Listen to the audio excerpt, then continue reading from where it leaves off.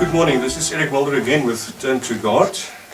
This is part 2 of 2 talks on dehumanizing acts and practices and God's plan for humankind.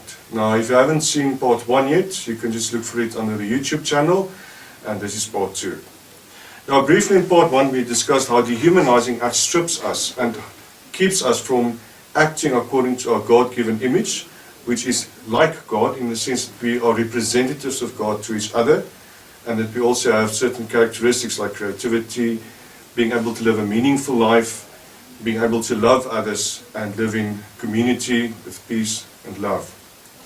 Now, what happened was, with the dehumanizing acts, is that we tend to fall short of what God's intended plan for us was when He created us in His image. God's plan then was to redeem us, and He did this through Jesus Christ.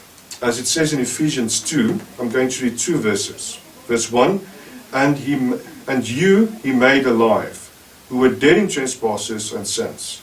And then in verse 10, for we are His workmanship, created in Christ for good works, which God prepared beforehand that we should walk in them. Now the idea here is this, that we turn to God in Christ.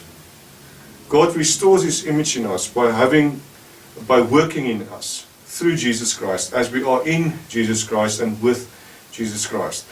What this means is that God's plan for community can also be restored.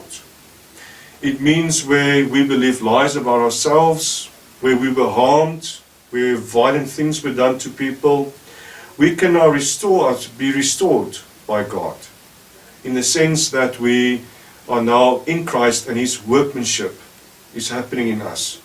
Because God called us to do good and for good works. In school it means you must turn to God for your help. It means go and search His presence. Put your life before God and ask Him to free you from the lies that you may have believed about yourself. Ask God to heal you from bad memories and speak up also. Part of being like God, to be in His image, is to be prophetic, to speak out against dehumanizing acts and to report them. For example, bullying, and to speak up against abuse, and to work together with other people who want to live according to God's purpose and God's plan, so that communities can be restored and be healed. Thank you.